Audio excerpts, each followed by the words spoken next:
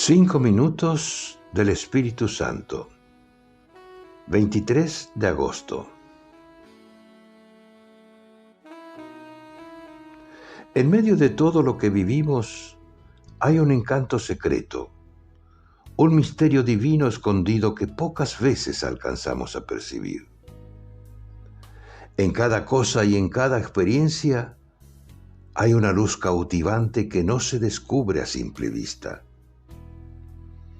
Para reconocer esa maravilla que nos rodea y nos envuelve, tenemos que dejarnos tomar e iluminar por el Espíritu Santo. Él puede cambiar completamente nuestro modo de mirar el mundo.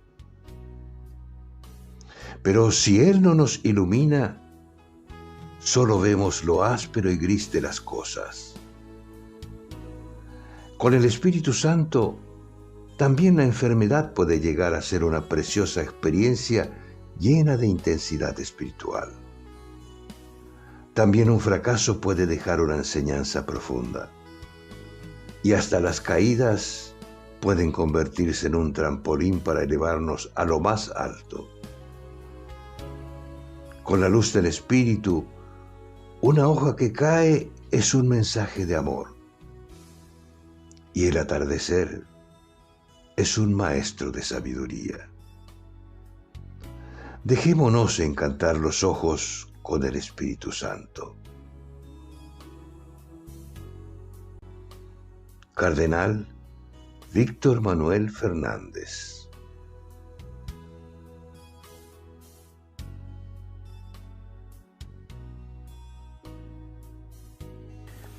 ¿Te gustó el video? Danos un like, un dedito hacia arriba porque te gustó.